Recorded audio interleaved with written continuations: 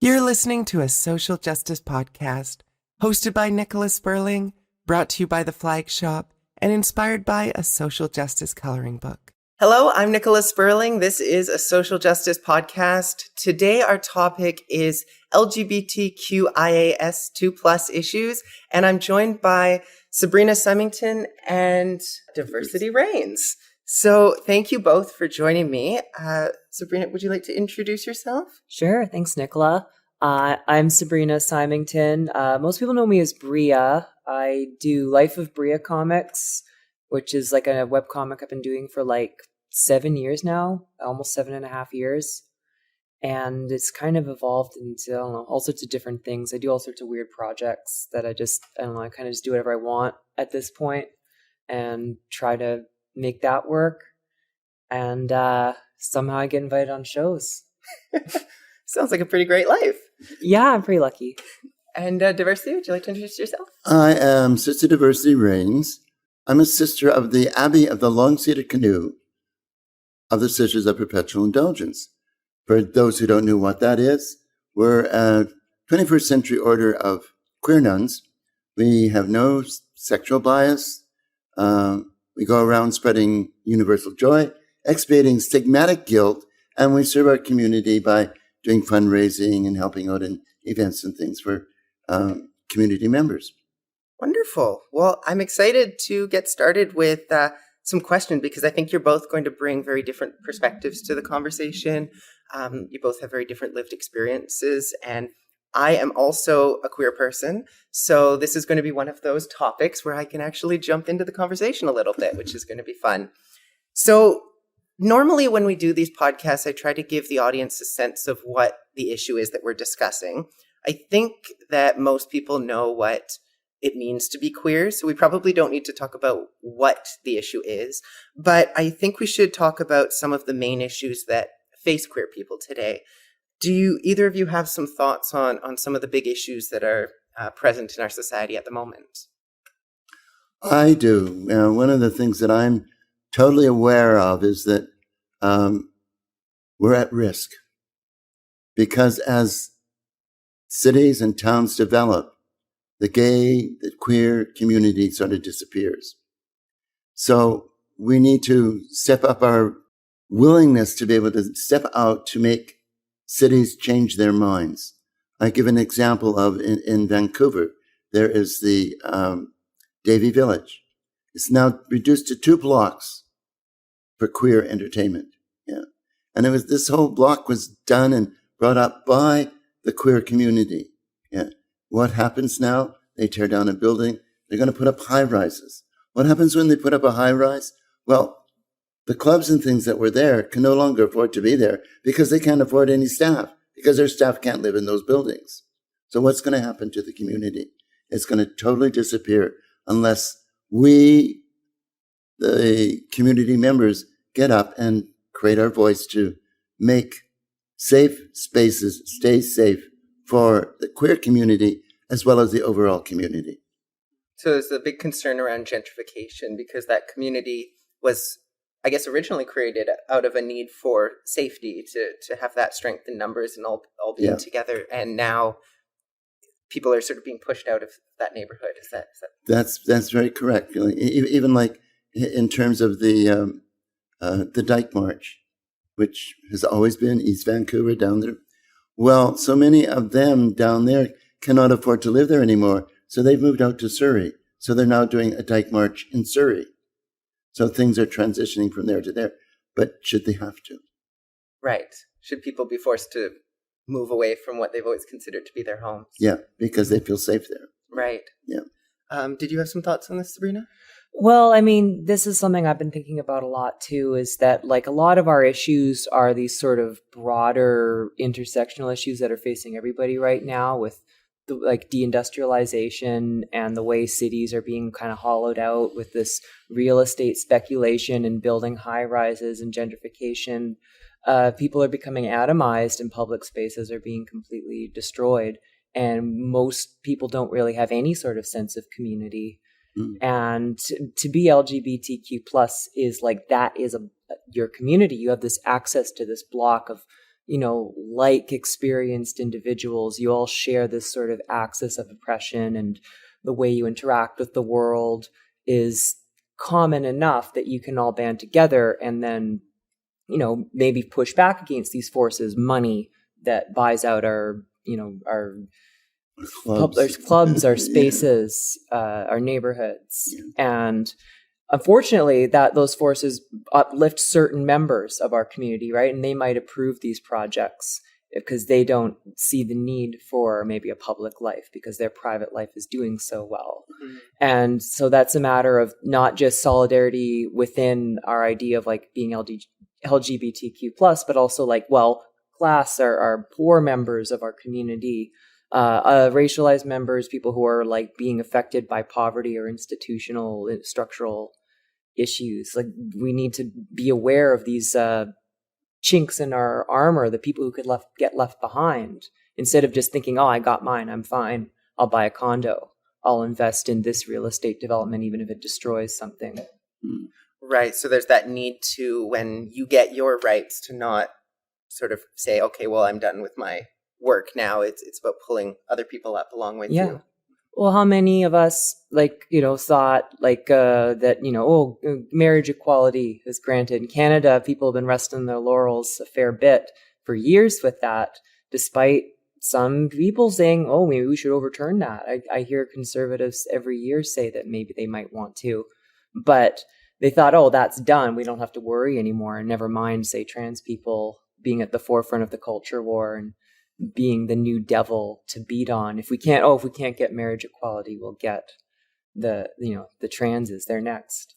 Right. It's interesting that you're both bringing up this idea of community being lost, because I guess in my mind it shifted in some ways. We're lacking that in-person community, but we've gained a community online. We've been able to get people together that way as a way of, advocating. And is that a good shift? Like, obviously we want to have in-person communities. That's a very important piece.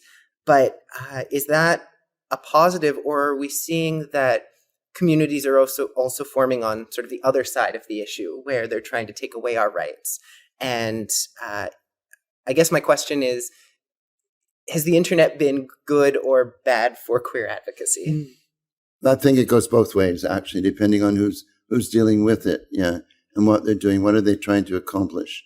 There are many ways that people are reaching out to the community to get the conversations happening, to make the changes. And with the internet, one of the key factors, and I'm learning this from the straight community, where is our future? It's in our youth. We don't let our youth know what we have struggled through to get to where the rights that they enjoy and take for granted, those rights can be gone. We saw that happen in Germany. I mean, you go through Berlin and you see these places where all these rights were there. They're on the verge of marriage equality. And bam, it was gone. Bam, the gay community was gone. And it's like, we have to not just let the internet allow us to become acquainted on one level. We have to get the whole level going up. Keep the whole. And one of the things that comes to my mind is that we always look at it as the LGBTQ plus blah, blah, blah, blah community. There's also the allies. We have to keep them in mind. We have to include them. We have to include the other minorities, whether they're Asian, Chinese, or whatever. Be advocates for them to make them feel included, because they will help us be included in the future. Yeah, absolutely. I don't think we get anywhere without having allies. No. Mm-hmm. What work do you think still needs to be done in order to create a more inclusive society, one that is more accepting of queer folks? I know it's a very broad question. There's a lot of different things that will need to be done, but are you seeing some advocacy work that's really impactful in your mind? I'm learning, and I'm learning from what has happened with the native schooling demise and the lack and the influence of colonialism. Learning how to put that aside, because within our communities there is that colonialism aspect there as well. Yeah. So to be able to eradicate that, to be able to allow ourselves to be free enough to learn and understand the other people who are part of the community, rather than just myself and who I am. Yeah. And I think that's important, that we learn that we're not all the same. Each one of us is a difference. And as my name reflects, diversity reigns. The more diversity we can see within the community, the stronger the community becomes. Mm-hmm. Absolutely. Every time we do one of these episodes, there's always these intersections that occur where no one is affected by just one social issue. We're affected by a variety of different social issues. And depending on how you look to others in the world, or how you act, or the kinds of connections you have, the privilege that you have, you're treated in different ways. And it's often difficult to separate that and to know sort of which issue you're dealing with at any given time. So there's always going to be overlap. Did you have some thoughts on this? Yeah. Well, I'd like to bring it back a little bit to the internet question. Yeah. I did have some thoughts absolutely. on that will tie into this. I was actually really, I think, disenchanted with internet activism community. I feel like a lot of there's a lot of distractions that end up happening, and there's a lot of people thinking they're engaging, but you're not really. It's like what I call plucking leg hairs, where you couldn't pluck all your leg hairs. You're not going to be able to get nice, clean shaven legs by plucking out every one of your hairs. But sometimes it feels really satisfying to pluck a hair. You think, oh yeah, I'm doing it. And if you think about it, it's actually better than shaving, because a plucked hair will take longer to regrow. But like, it's make work. It's nothing. And so we spend a lot of time like thinking that maybe arguing with somebody or posting some catty remark or something, like, that's not real engaging with people. That's actually just engaging with your own like ego. Mm-hmm. A lot of it's clout chasing and such. Or it just feels good to score a point on someone who's been doing the same to you. Yeah, you're beating up on an effigy, right? Everyone gets to have their 2 minutes hate. Everybody gets to watch a quick video dunking on somebody or whatever, and it's like, okay, but what are you actually doing? Mm-hmm. We have to actually mobilize in the real world. We have to actually like meet and maybe act in a block in a collective action. And that I am actually was really heartened recently, was the campaign to get rid of the hate stalking website Kiwi Farms. I don't know if you, Diversity, or if the listeners are familiar with what that was, but it was basically just like a neo-Nazi hate, anti-LGBT, anti-everything that you might hold dear. Doxing people left, right, and center. Yeah, like stalking and all that. Mm-hmm. Horrible people. I actually had a thread on there. Most public trans people these days have a thread on there in some capacity. It doesn't take much to get in their radar. And they went after the wrong person. It was a streamer. I don't know how old she is, but she's a younger, Keffels, streams to the youth online. And she was able to coordinate her community of like all of these, kids, queer, trans kids all over the world to like, they did their cyber hacking stuff. They sent complaints. They did all these things. And that site's gone now after a decade plus of people trying to get rid of it. Mm-hmm. Lots of people tried to get rid of Kiwi Farms. And that created tangible harm in the world. They were like getting people to kill themselves. They were instigating stochastic terrorism, getting swatting incidents happening on people, and they were trying to ruin people's lives. And the right-wing backlash against trans and queer people happening today, they take it from that playbook. They're doing this stuff. The bomb threats at children's hospitals, they are doing the same online terrorism, basically. And I've seen, though, now a movement of people pushing back against that. I tuned in one of these streams with Keffels, and they seem like they're moving. They actually are acting together. They're organizing online, but putting action into the real world. And it really gave me hope. Mm-hmm. And this sort of acting, but also working together, this is in my mind, what we need to be doing to change the world, to make it more inclusive. I mean, I can go on about maybe some material concerns that people have might lead to, I feel like a lot of the hate that we have going on is, I'm not going to say, oh, poor bigots, we should feel sorry for them. But like, I think if they had better lives, they wouldn't be so preoccupied with tearing other people down. I think a lot of people these days are like trapped rats in a cage, and we're starting to chew on each other.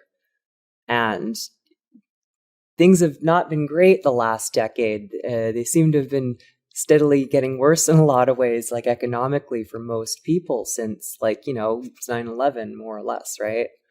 That seems to be this downward trend in the West. And I know I'm rambling now, but the point is, I think materially, if we made people like happier, maybe people could buy a house. People didn't, feel like they're being evicted by gentrification. People could have a life. Maybe they wouldn't be so apt to jump down someone else's lifestyle or, way of being in the world. I think too, when it comes to websites like that, people on the sort of the right wing or the alt-right of politics tend to be more forgiving of character flaws. Right. In my mind, they all have character flaws, but they don't have that sort of infighting, I don't think, that people on the left tend to have. And that makes it, I guess, more likely for them to be able to form these groups that will then work together, even though maybe they disagree fundamentally on a lot of issues. They're very focused on this one issue. They're willing to look past everything else in order to attack another group of people. And they can mobilize their forces to be able to do that in a way that a lot of people up until this situation on the left were not able to do. So I see that as being a huge positive. And at the same time, I know that there's a big conversation around that issue specifically where people will say, well, why did it take a very high profile white woman to make this happen? Why were people not taking, these kinds of threats seriously when there were people of color or people with, platforms that weren't as large who were facing those kinds of those threats, right? And I don't know that there's a good answer to that, and I don't know sort of what to do with that information, but I know that there's a conversation around that needs to happen at some point. Yeah, that goes back to the listening. What you mentioned, diversity, like people actually taking the time to talk to one another. And I think, unfortunately, a lot of these conversations have to happen between people that actually know one another and care about one another. Like you or I can't convince somebody who's dismissive of trans people, or, someone who's dismissive of queer, LGBT people.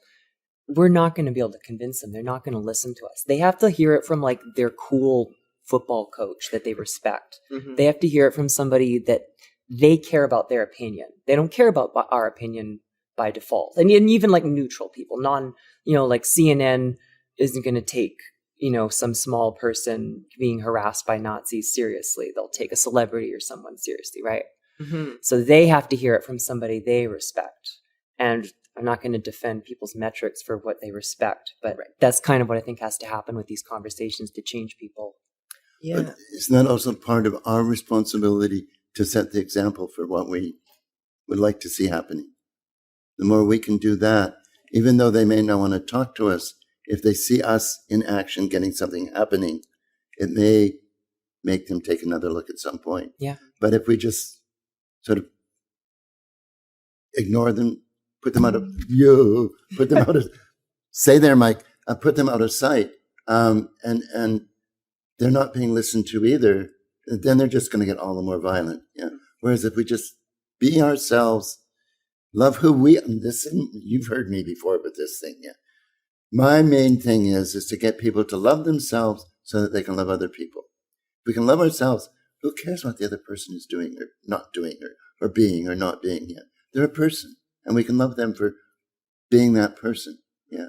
And being able to get that across to people that it's not the clothes you're wearing, it's not the money you have, it's not the whatever position you're in the colonialization of things, that you're a person, mm-hmm. and to respect the person for being a person. And if we haven't got that respect, we don't have respect for ourselves. Yeah. And I think we need to all begin to put that out to people. I mean, I tell youth in particular, I say, listen to your elders. Listen to the ancients. Find out what they went through to become that you have what you have today. And then get out there and fight to enhance it. Yeah. Rather than just think, oh, I'm fine. You might not be fine. if you had to go through these things.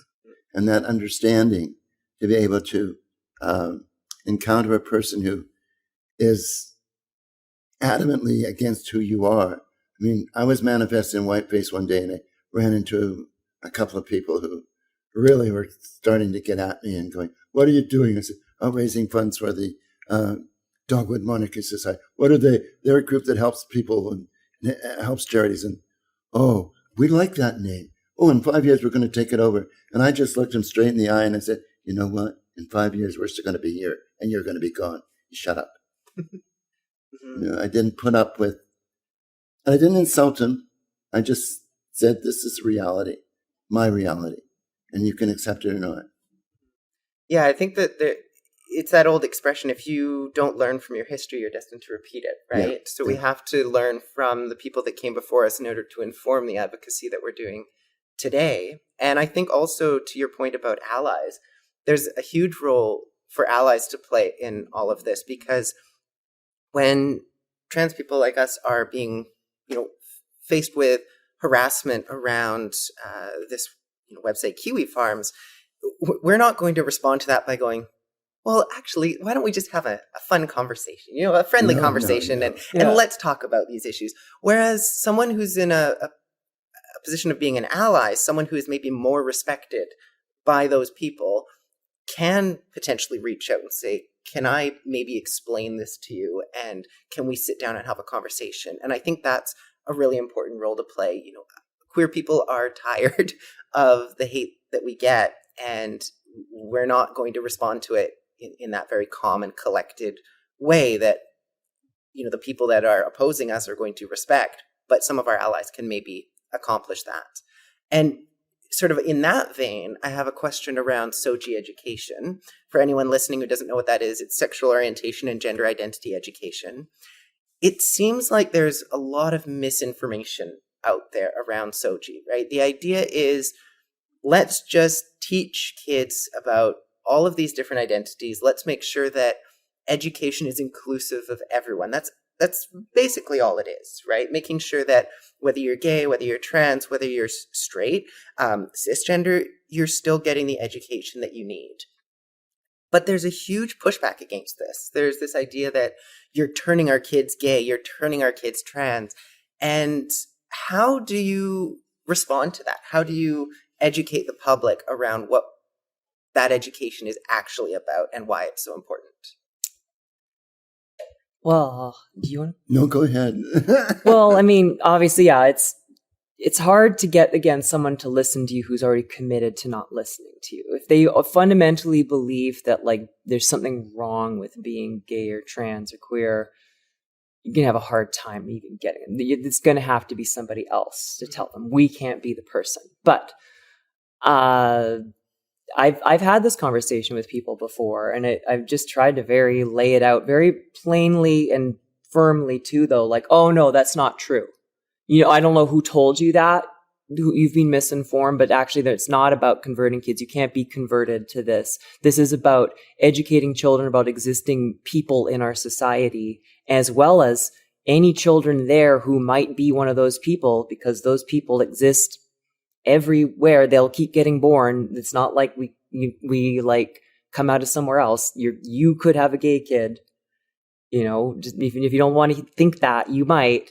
And it's letting them know this is a possibility, so they don't spend years being miserable. Mm-hmm. Because that's the options. They can either understand who they are or not understand who they are and be miserable. Mm-hmm. And for the other kids who aren't LGBT, they can either understand these other people that exist alongside them or not. And I don't say this, didn't say it to the person that I said this to, but end up like you.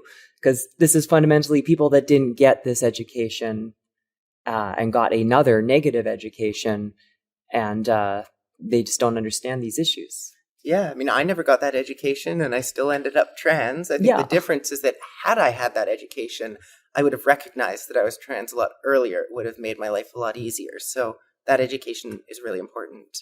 Did you have some thoughts on this as well? I don't agree with it. The education is important. And again, there are some people who aren't going to buy into it because they have this thing that they learned and their grandparents and their great-grandparents learned, that trans is not a good thing, or gay is not a good thing, or queer is not a good thing. And it's breaking down, being able to break that down. We may not break down for everyone right at the start, but the more we put the information out there and the more, leave this mic alone, the more we're willing to share our reality with somebody else without demanding that they accept our reality, then the more we're going to win some of them over. Yeah. And their children hopefully will come out a better place too. You know me and Soji. I was out there in Maple Ridge, and I forget the name of the person who was talking out there. There's a few names that come to mind. Yeah. Well, I called them a few too. But they were talking at a school, and they were anti-Soji. Mm-hmm. And I said, I can't deal with this. I've got to go out there. I went out there. I was the only person there with the Soji sign. Yeah. And then what was the feedback that they gave? Oh, the sisters are out there trying to convert kids. No, we're not out there trying to convert kids. We were there to try to stop you from creating hate. Mm-hmm. Yeah. But it's hard for them to understand that. Yeah. They think that they are right. And I keep hearing these phrases, well, it's scientifically proven. Where's the science? Yeah. If you say it's scientifically proven, show me the science, and I might reconsider. But I see no science that's saying that. I see science that's saying the other thing, that the more that a child is able to live into who they are, who they feel they are, the better off that child's going to be, the better off society's going to be, mm-hmm. because they're being who they want to be. Yeah. And that kind of, I have a friend who has had two nieces. One niece, when she was 16, committed suicide. The other niece is older now, but has transitioned and is still thinking of suicide because of the constraints and things that are being put on her. And it's like, how do you get through to people that let the person be who they are? I consider myself blessed. I was allowed to grow up being who I am without my parents, my family, anybody questioning who I am. I was just me. And I feel that I was blessed, and I don't know how to put that across to other people. How can you do that to your kid? How can you not allow them to be? I mean, I got really irate when I was about 6 years old, and I was under a sofa playing with my cutouts. 6-year-old boy playing with cutouts. And I heard my grandmother say, he should have been born a girl. That hurt. Because she wasn't recognizing me for being who I was. Yeah. For no other reason. And that always stayed with me. But then I saw that in my family, everybody accepted who I was. Yeah. They allowed me to be me. And that was a freedom. And that's when I see Soji, what we're talking about, is allowing for children to be able to understand, to see that they can actually be themselves. Now we need to get their parents to understand, let them be themselves. Yeah. Mm-hmm. Let them own into. And the friend that I was talking about who has the niece, her parents are struggling with her, trying to keep her from committing suicide because she's suicidal. But they say, even if she does commit suicide, she is living in the body she wanted. And that was very real to me, that if we're living in the body that we want, what else matters? Right, because that's not the reason that people are killing themselves. No. It's like I had a friend, for instance, who killed herself because she couldn't handle how society was treating her. And that's exactly why those studies will show that if you grow up in a society where you're accepted, the suicide rates are roughly the same as with any other population, right? Queer people are going to kill themselves at the same rate as cis heterosexual people. And that's because you've removed that element that is causing people to feel like they can't live in this world anymore. Yeah. Yeah. Very much so. And it's like, how do we, I guess we just keep on doing what we're doing to try to make a difference. Yeah. Yeah, I don't think that, we're going to snap our fingers and overnight everything's going to get better. So all we can really do is try to keep plugging away at making things a little bit better piece by piece. You can't get too wrapped up in I feel weird saying this because people always say the opposite, but you can't get too wrapped up in the bigger picture. Like you can't look at everything at a national level, because you can't do anything at that level. You can affect the people in your immediate sphere.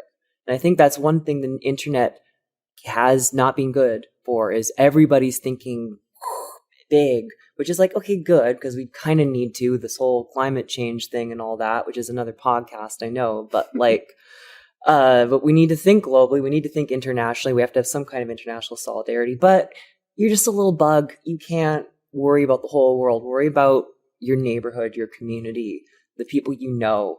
That's all you can actually affect.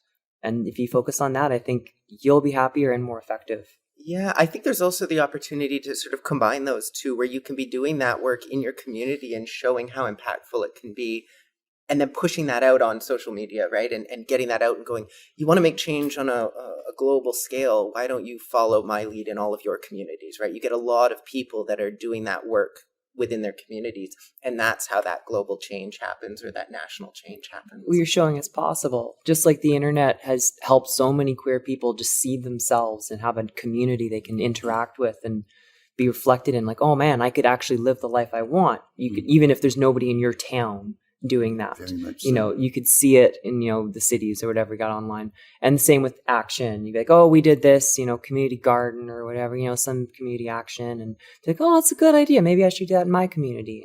And you could even organize, your little community thing online. That's an easy way to connect everybody. Sure. But it's about still the real world action being focused on something you can actually reach out and get. Mm-hmm. And it seems like when it comes to trans people and gay people, it seems like trans people are sort of a couple decades behind in the push for equality or equity, because I guess that advocacy sort of started later, or caught on a little bit later.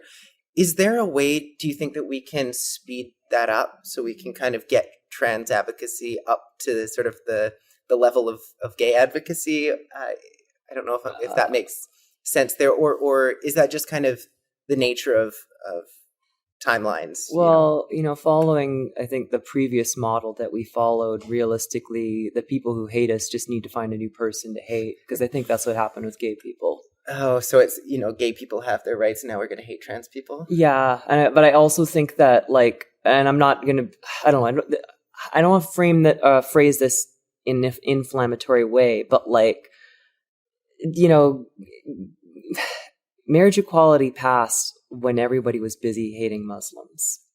And I mean, that's a really harsh way to put it, but like, I feel like they were focused on something else, and society had to prove that it was good in some way. Like, oh, we're going to give rights to the queers now. Like, I know this is something I'm probably wrong on, but I can't help but feel like they were distracted, and now the war on terror didn't pan out, and now they're focusing back. They're mad about marriage equality getting passed, and trans people are the new weird thing, so they're going to hate that now. And maybe I don't want them to find somebody else to hate. I want it to get fixed another way, but I don't know if it was like, I mean, I don't want to undersell anybody's hard work they did, but our society still seems to have the same terminal illness that causes the hate to be there. It didn't go anywhere.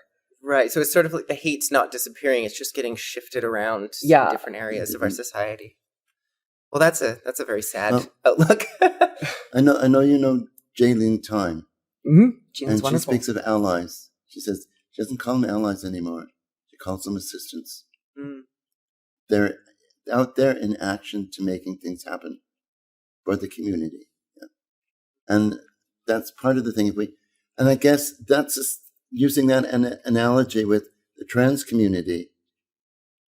The queer gay community didn't look outside themselves to see the trans community was part of them. Yeah.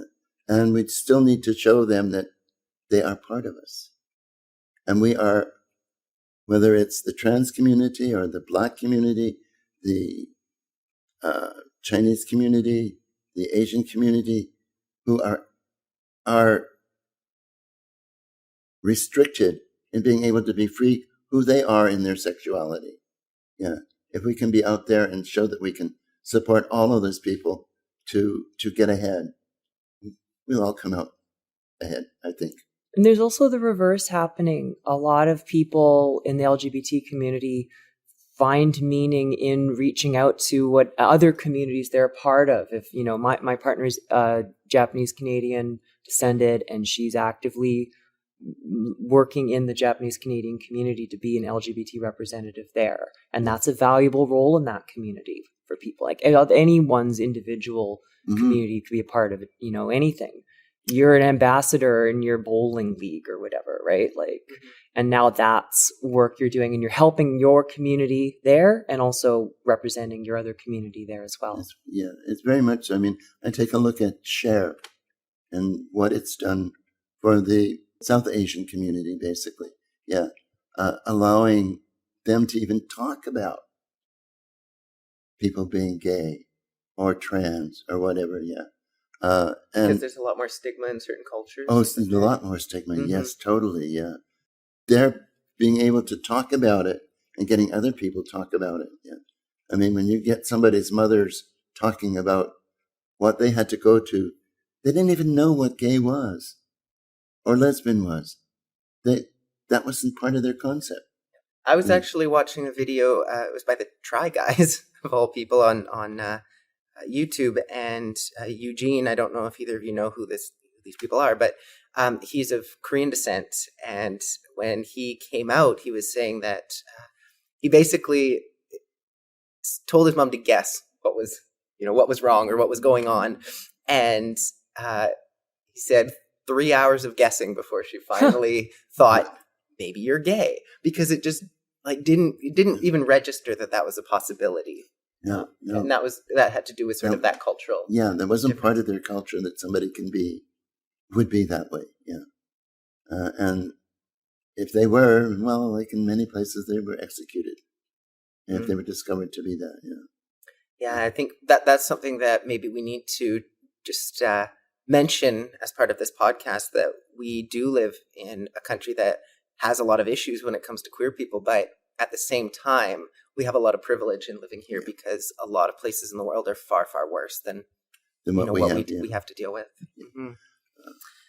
Do you think that COVID has had a big impact on advocacy work within the queer communities? Oh, yeah. Yeah.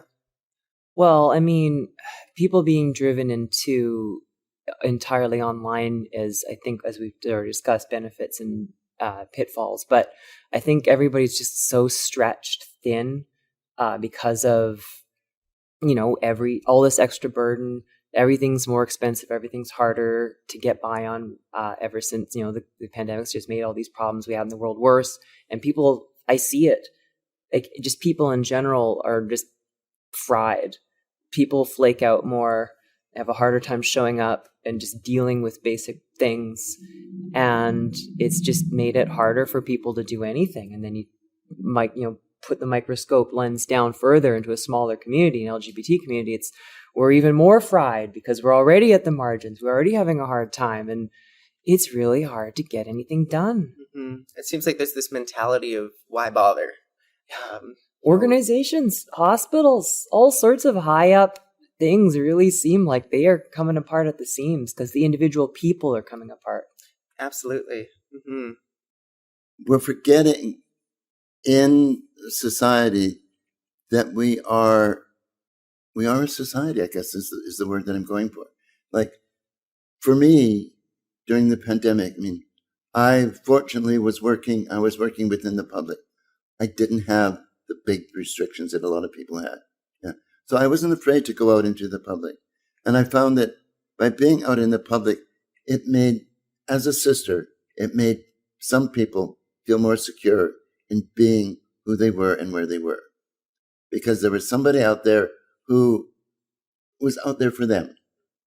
I think that's what I'm trying to say. Just bringing some sort of normalcy to it. Their lives. Yeah. It's like, I've discovered that if you bring a balance and normalcy to things and you are out there with other people, it has an effect on them. Getting back out there in society. I mean, I know people who have immune problems who really don't feel comfortable being out there in society at all because they feel they're going to catch something.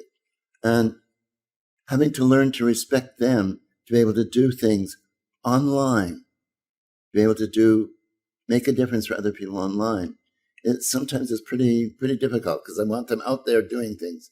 But it's a matter of understanding that where is this person coming from? What are they actually giving? What are they trying to do? And so many of the LGBT plus community have forgotten that they're important. They've forgotten they're important to their loved ones, forgotten they're important to society. They've forgot that they're important to their community.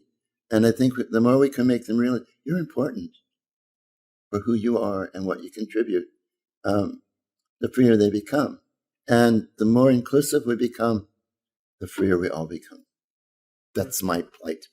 Yeah, I'm also hoping that even though COVID is such a difficult thing to be going through, and because it's still not over, there's still all of these changes that have occurred within our lives, and the impact that that's had on people seems to be quite detrimental in a lot of ways. But I'm hoping that some of the lessons that we've learned from it are going to help us in the future as well, like the ability to organize via Zoom. We're so good at that now, right? When you want to create that sense of community, it's not the same as getting together in person, but it's a lot better, I think, than firing shots at each other on Twitter or trying to organize that way, right? It's sort of that middle ground where I think a lot of good work can happen, and it really brings communities together, right? I think of a lot of the organizations that I work with, and we work together with an organization that meets via Zoom. It seems like some of those barriers that may have existed in the past have been broken down a little bit, right? We don't have to take a ferry over to Vancouver Island to see the other people that are part of that group. We can just sit down at our computer and see their face and kind of get a little bit of that community feel and that ability to collaborate. And I think that as I don't see the internet going anywhere, right? Like it's only going to become more and more a part of our lives. So being able to have that community feel within that space, I think, is really important and really valuable moving forward. What role do you think seniors need to take on as queer issues progress and younger generations in some ways begin to dictate that path forward? So we talked already about wanting to learn from our history so that we're not going to end up repeating mistakes that we've made. But what other roles do you see people who are elders within our community playing? Well, I take a look at the Vancouver archives as one example. Yeah, the seniors have the knowledge that the archives is trying to give out. Yeah, we have the products, give it to them so they can share that with people. The seniors can get active for things like, what's wrong with us having a museum of the queer community, that people can go to? We're the ones, many have the money to be able to even make it happen, and get out there and do it, and I don't know, I keep on hearing the queer seniors need to get over themselves. They just need to be out there like they were before, doing what they love to do in the community, rather than, woe is me, they're not taking care of me. I mean, I don't care if they take care of me. I'm going to be doing what I want to do. And just bring themselves back to lives to be able to share their experience, particularly with the youth, even the not so youthful who may not know what's going on yet. I mean, an example I give is the sisters. We sometimes go out in a habit that has written on it, no more wire hangers. Do you know how many people don't know what that signifies? What it's about? What the wire hangers were? No. They really did that, they asked? Yeah, they really did that. In the back alleys, People's lives were very often ruined. Their parents would have dug up all the money they could to give to this back alley person to have them abort them using a wire hanger, and who knows what would happen from then on. They don't understand that this is the reality that was there. It's not just a platitude. It was something that happened. And it's happening again in the U.S. Yeah, very much so. Yeah, and it's like even one of the most brilliant things that I ever experienced was in Berlin, going on a tour of the gay communities, at gay archives and things in there.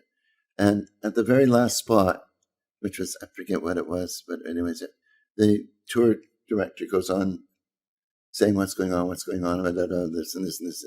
And at the end, he rolls up his sleeves and he has a tattoo. Boy, did that bring home the reality. It wasn't his talking. It was his showing the tattoo, which the Jews, the gays, whoever the Nazis didn't like, had to wear. Yeah. And it's like, whoa, that is a reality that was there. It kind of brings it to the present. It brings it to the presence of, we don't want that to happen again. Mm-hmm. Yeah. And it's like, am I off topic? I don't know. You're actually answering both of my questions. Okay. So feel free to keep. But it's like, keep learning about where we've been, what we've done, and share it. Is basically it. Because I know nothing about a whole bunch of things. I know nothing about, when I grew up, and this was in Cranbrook, yeah, I used to be envious of the native children who were sleeping in the park overnight. I wanted to be able to lie in the grass and feel comfortable. I didn't realize what they were going through in the residential school, which was half an hour away. Wow. What they had to go through. I didn't know that. Yeah. I had to learn that through somebody finding, 1,200 supposed graves of children who died. And it's like, what can I learn from that? But everything that I've been taught or learned isn't necessarily true. So let me find out what's going on. Yeah. Let me listen to the people who've had experience with it. I mean, some of these Aboriginal people, what they've gone through. And one of the most inclusive things that I've seen is that, and again, I don't know where this applies to everything we're talking about, is that the GVNCS community, which is Greater Vancouver Native Cultural Society, put on an event almost a month ago that they invited to share different cultures and people there. There was Chinese, there was Korean, there were Afghanistan, and sharing why they came to Canada and what they're doing here, and sharing some of their, whether it be music, dance, or whatever. And then there was the Indigenous community, which was shared their big drum session, and about 6 people doing it. And that's, which I didn't realize, these drums are used only on, I forgot what they even called now, drumming. Anyways, they're usually about 4-day celebrations. They don't stop drumming for 4 days. Like a potlatch? Wow. Like a potlatch, this sort of thing. They do not stop drumming for 4 days. Wow. The dancers are dancing around them all this time as well. So this is all part of their rituals. And it's getting to learn those sort of things. And to me, it was having like a North Korean say why they're in Canada, what their struggles were to get here, what their struggles were when they got here, but they still love Canada. It was the most inclusive event that I think I've ever experienced. I began to share aspects of culture that I had no idea that were about. The Afghanistan ladies got up and danced, and it was like, they're beautiful. And one of them was a storyteller. Couldn't shut her up. She would just start talking about stories and things about what's going on, and her whole love of Afghanistan and her whole love of people and what she felt needed to change so that everybody there can be free as we are here. Yeah. And it's like being open to learn about these things and not cast aside that, oh, he's a drunken Indian. No, he's a person. And understanding sort of why there's that reputation of Indigenous people being drunk, and it's a result of generational trauma. But we haven't seen ourselves as colonizers. Mm-hmm. We are now seeing ourselves as we carry these things on. Mm-hmm. And it's how many aspects of our life do we have, the equivalent of colonization, that hold us back from being dynamic and out there in the world. Yeah, and I think to your point about sort of growing up in a state of ignorance in some ways, right, not knowing about that residential school and the atrocities that were perhaps happening there at the time, that we all get fed propaganda, Yeah. right? We think about Russian propaganda as a big one, but it happens in every country. There's the government will tell you one thing, we're great and this is what's happening. And the population will absorb that and kind of start thinking that that's the truth. Mm. But that's never the truth. There's always other factors at play that you don't know about. So I think it's really important to sort of check yourself when you're coming up with any kind of conclusion or any kind of stance on an issue, to go, is this being informed by propaganda that I have been fed, or is this based off of factual evidence that I've researched and figured out to be true in my mind in some way? I want to switch to a question for you, Sabrina. Sure. So you work as an artist, and I've seen comics that you've done that sort of reflect some of the social issues that are happening in our communities. And I want to know what prompted you to start doing that work, and also what you're hoping to accomplish by doing that. Well, when I first started doing my comics, it was just total freeform. I was just whatever came out of my head. I was renting an art studio, and I just went in every day and drew whatever. And I'd started gender transition around that time. And so what evolved out of that was obviously the gender stuff I was dealing with. So I just would make comics about that, my personal internal struggle. And then after about a year or so of that, I was more comfortable in myself and was moving out into the world more and engaging with the trans community more and feeling like I could actually engage with the news. And that was right around the time that the bathroom bills in North Carolina and such were starting to come out. And there's a little bit more of this anti-trans backlash. It's wild to think of the world from like 2014, 2015 to 2016 and beyond. Like, it was just like a total shift of the heat was on trans people now in a way it hadn't been previously. That was around the time Caitlyn Jenner transitioned, I think, right?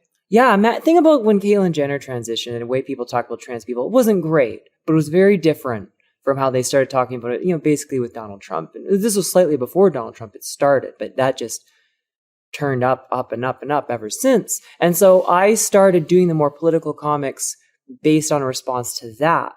And I just felt the need to like work through it. Like, I was more sure of myself, but I needed to deal with like the things I was hearing, the awful lies, the propaganda that people were spreading about trans people. And it was like, I knew I couldn't really convince these people that they're like wrong, because as I've been saying this whole time, like, they don't listen to us. They never, if I've learned one thing doing this work, they don't listen to us. They're not going to listen to comics. They're not going to ever make a great zinger of a comic that is going to make a bigot go, oh, I guess I'm wrong. No, they're going to double down harder. They're for us. It was for me to write it and go through methodically, like, okay, here's why they're wrong. This is bull crud. This is not a real argument, and I can pinpoint why and make fun of it at the same time. And then I was kind of spreading that as it was like, people responded to that. The LGBT community, trans people wanted that too. We yearned for somebody to say, listen, this is wrong and here's why. And there's a sassy cartoon lady saying it. And a lot of people got a lot of value out of those comics, and I needed to do them at the time. And I haven't been doing a lot of them lately because it's not like it works. Like, as I said, it doesn't convince anybody. And there's this whole like culture war thing going on of like, they just like ramp up these ridiculous non-arguments about like trans bathrooms and athletes. And it's like, that's so not an issue. Rent is too high. Climate change is coming. Everything's on fire and you people aren't fixing it. Get your priorities straight. Yeah. And there are so-called allies too, though. Like, there are lots of great allies, great assistants, but there's a lot of politicians say that like, they're kind of using us, I feel like, and they don't do anything tangible for us. And I'm getting a little sick of being kind of propped up in that, like, this being played by these two sides. The performative allyship on one side. And the outright monstrous hatred, like, neither one really helps us. So I've been pivoting in a lot of my cartoons. Like, I've done a lot of my own personal stuff, just whatever I feel like doing. I did like a horror story a couple years back. done a few different graphic novels, and I've I've got this one series I've been trying to like make happen and sort of like put it on the back burner and do some research, refine it, return to it one day. But as I keep, returning to this need to do something, to say something about this world that's, I just have to gesture, there's lots to take your pick of issues in the world to be concerned about and feel like you need to speak on.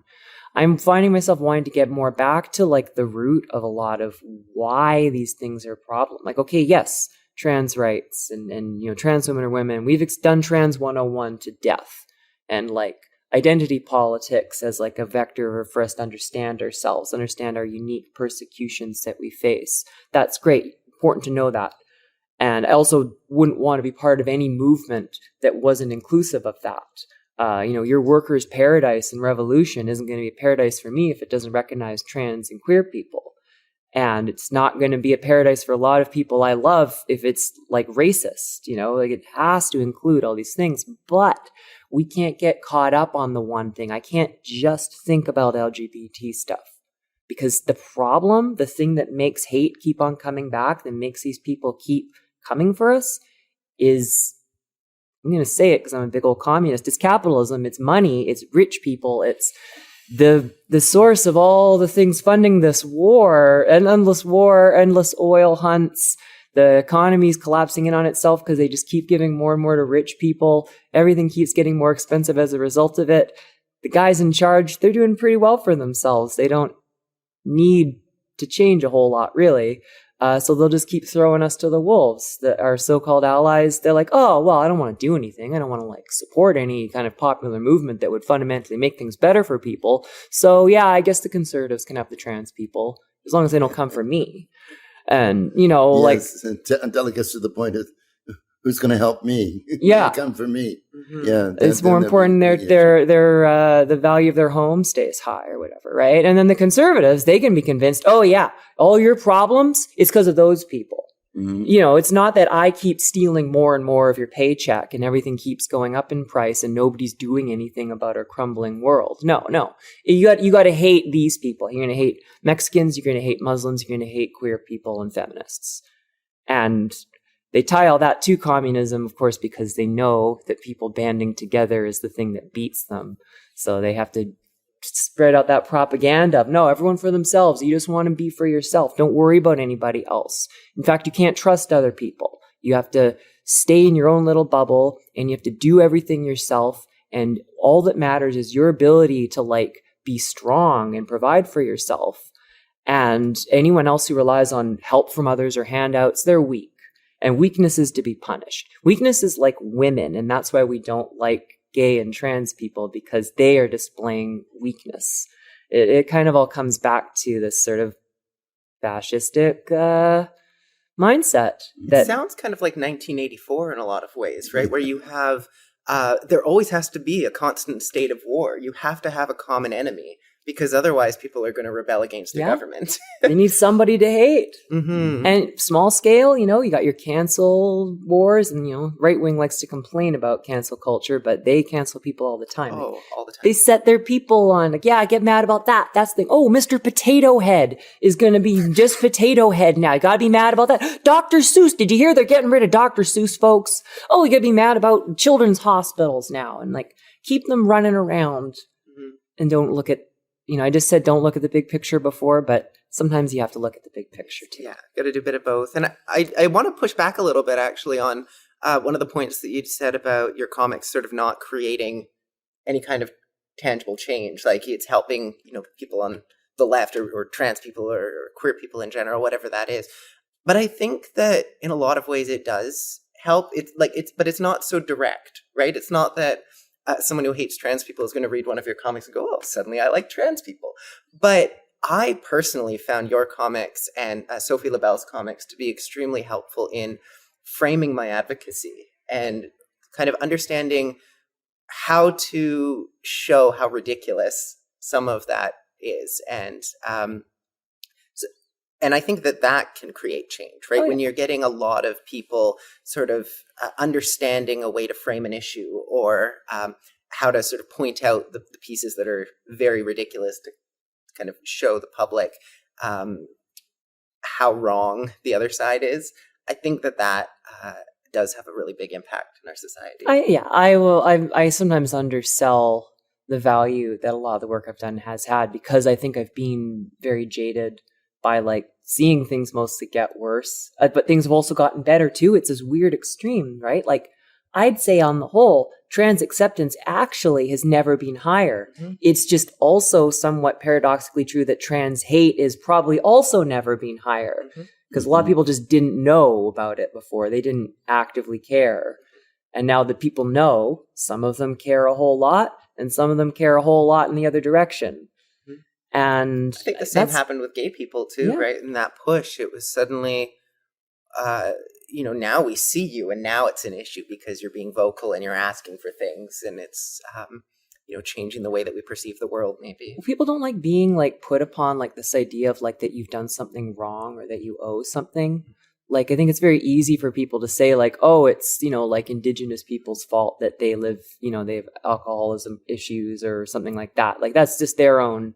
Not that I have to do anything different. It's not that my society and the cultural values that I hold dear did anything.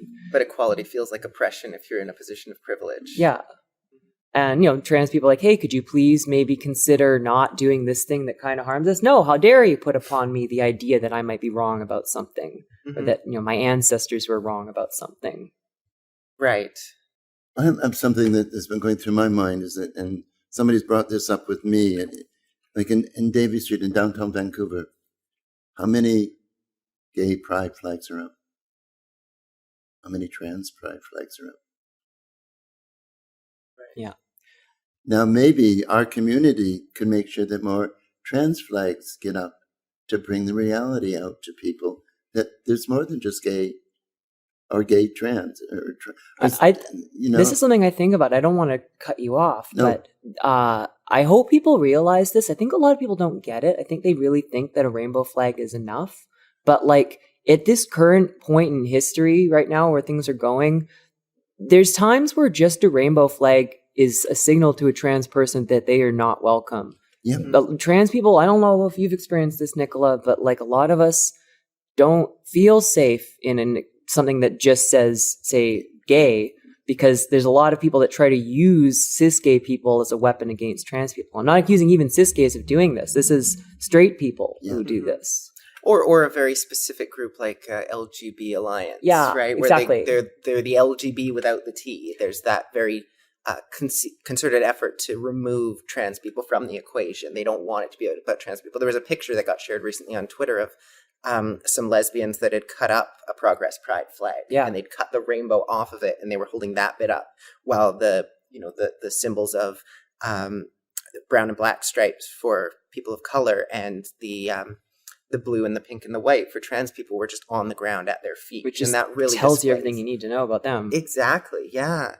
I also was thinking when you were saying that about my push for a rainbow crosswalk in Coquitlam, because I wasn't just pushing for a rainbow crosswalk. The rainbow crosswalk was the one that got installed, but I was pushing for both a rainbow crosswalk and a trans crosswalk. And they were willing to accept the rainbow crosswalk under the premise that it's reflective of all diversity, to the point where they actually tried to make it a 7-color rainbow to make it a little less queer and a little bit more about all diversity. And that rainbow, I really had to push this idea that, it is about queer people. It's also about allies for queer people. So really the only people it's not about are bigots. But I shouldn't have had to push that point so much. And that was also the reason the trans crosswalk didn't get approved. They said, well, if we approve a trans crosswalk and someone asks us for a Nazi crosswalk, we're going to have to approve that. I'm like, why does your mind immediately go to that? These things aren't equivalent. Right. But there's this reluctance to display trans flags where there's not a reluctance to display rainbow flags. Rainbow flags, yeah. Mm-hmm. I guess in some people, there must be a significant number of people for whom this truly isn't a settled issue, which is chilling because we're talking about human beings, whether or not certain human beings are like, what, okay? Like, I mean, yeah, okay, so your mind goes to Nazi flag, but like, what you're talking about is kind of a Nazi mindset that certain people don't deserve to exist or something. Like, what are you willing to entertain that notion in your mind? Mm-hmm. I wish people would maybe think about that more. Right. And we don't need symbols of just sort of general diversity, right? Like what good does it do to just say, one of the proposals for this crosswalk was that we just have a crosswalk that read diversity lives here. But That would be lying. I don't live there. Yeah. that's true. But you have to think about what you're trying to accomplish, right? Yeah. You're trying to make this very clear symbol that our city accepts this group of people. And I think if you're just trying to say our city accepts all people, it's like saying all lives matter. Yeah. At that point, it's meaningless. You need to call out the groups that are being marginalized and say, we are going to uplift you. We make that pledge as a city to support you because we recognize that you're not being treated equally here. Yeah. What direction do you see queer advocacy moving in? As things progress, obviously there's still issues that need to be resolved. You probably, Diversity, have the biggest knowledge around what has happened historically in terms of advocacy work. So maybe you're well positioned to kind of see the direction that we're moving in, or maybe you're not sort of in touch with that as much anymore. I don't know. I have to think about it. It's like, what was it again that you're trying to get at? I'm trying to get a sense of where queer advocacy is moving towards. Like, what are the issues that you see people championing? What is the direction is that pushing? I see more and more the queer community championing inclusion, total inclusion. Makes no difference who the person is, what there is. We're a gay community. We're going to teach you. We'll allow you into our community, but you've got to accept our values. And what I'm saying about that is, like, say in a bar that's traditionally gay, we have a way that we treat, particularly say like the drag queens. We don't touch them. We don't remove any of their clothes on them or anything like that yet. But now that there's a lot of cis people coming in to the clubs, particularly later at night, they need to be taught. They need to learn how to respect our values that we've instilled in our people to make them feel safe.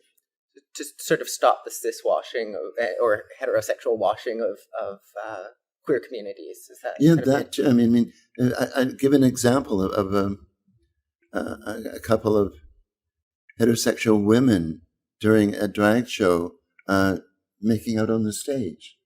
You don't do that in our community. I'll give another example. This is a personal one. I didn't even realize what was going on.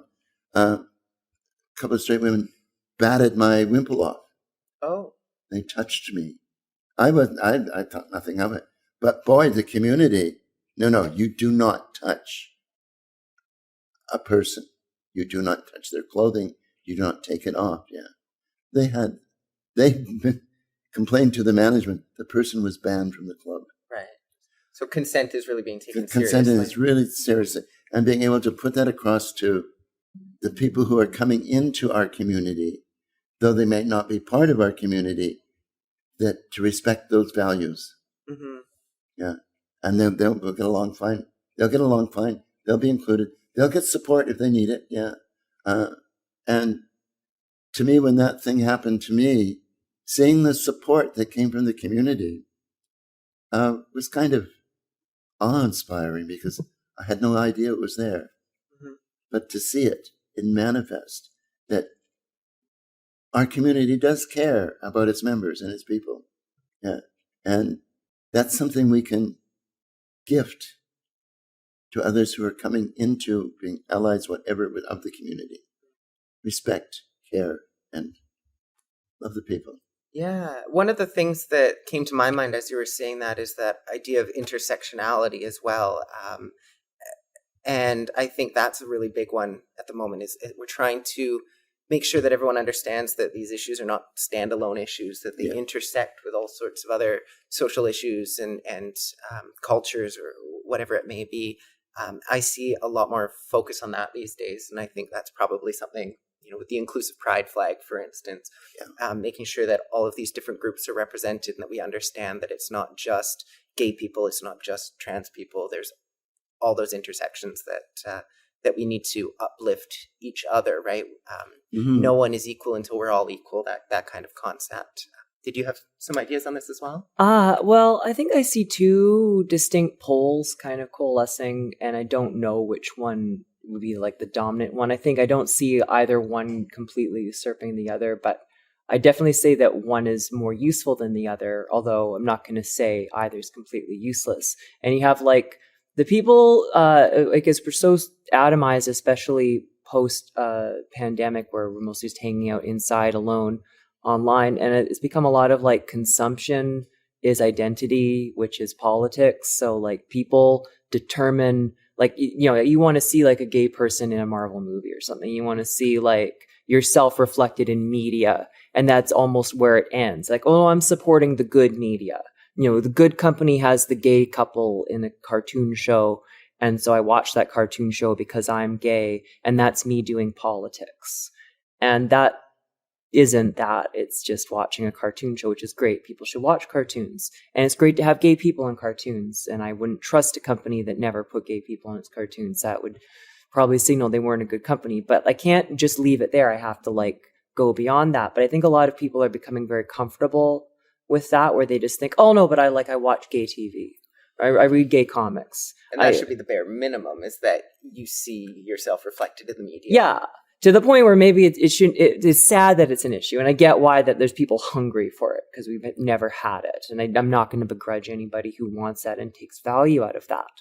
But I don't think we should kid ourselves into thinking that that's like just watching that TV show or something, like that's not going to do anything really, like in the grander scheme. So, but we have the other pole of people, young people gathering online, like I was talking about the streaming communities. Like there's people that actually seem like maybe they are connecting and trying to take action, push back against the stochastic terrorism that's going on with right-wingers against trans people specifically. And I'd like to see more of that happen. I hope more people, like, especially if we're going to be stuck online or we're going to be doing a lot more interaction that way, to be gathering in such a way that you can also act and not just like consume passively. Is, don't rest on your laurels. Like, it was just like listening to our elders about like where things used to be and where they could go again if we weren't careful. Like just sitting around being kind of depressed and watching gay cartoons, like you could fall asleep and forget just what's going on outside. Mm-hmm. What message would you give to people who are looking at becoming queer advocates? How do you become an advocate? What can you maybe do to make the world a better place? Recognizing that we're all only capable of so much. I think my main thing is don't be too full of yourself. Don't take yourself too seriously. I think a lot of people get into this sort of thing because they want to do change, but it starts just to become about themselves. And they're just like, I don't know what, clout chasing or whatever. They're just trying to be popular and cool and snarky. And I think it's more a matter of just be yourself, but be like the best version of yourself you can be. Try to take good care of yourself. Try to take good care of your friends and your community, and try to do the right thing and speak up when there's an opportunity for you to speak up, rather than jumping into something and making it a show about you, shining the spotlight on you and putting your nose into every little thing. Listen, and don't talk over other people. I don't know. I think there's a lot more humility, I think, that we need in life. Is a weird sort of celebrity culture that's taken over everybody, even people who don't think of themselves as public personas. And I don't know, self-importance has got to go away. Because here we have all this whole world of people who think they're the most important person in the world. You can't all be the most important. Yeah, Trump is. We know that. Kind of brought about a bit of something for me is that one of the things that I'm focusing on is seeing the good in somebody else and acknowledge them and validate them for who they are. Yeah. Whether or not it's something I agree with, if somebody is wearing a nice outfit, validate them for it. Don't just, well, I wish I had that outfit. No, validate them for who they are and what they're doing. I think during the pandemic, we all heard, be kind. If we can be kind to ourselves and to one another, we all come out ahead. Yeah, and I'll also answer this question of what I think we can do, or what a new advocate could maybe do. And it's sort of what's driven my advocacy work since I began doing it, which is be the change that you want to see in the world. If that looks different for everyone, and be the person that you needed when you were younger. So when I was struggling as a kid with not understanding why I felt like I should have been born a girl, but that's not what everyone was telling me I was, and not knowing what it meant to be trans, now I recognize that had someone just explained what it meant to be trans to me back then, everything would have clicked, and I would have been able to start figuring out what to do with my life at that point. And my starting point would have been much earlier than it actually was. So now I speak in schools because I'm trying to be the person that I needed when I was that age. So I think that's a good starting place, maybe. And is that not a part of Soji? It is. Yeah, exactly. So that's why I support Soji. Yeah. Mm-hmm. Yeah. Thank you.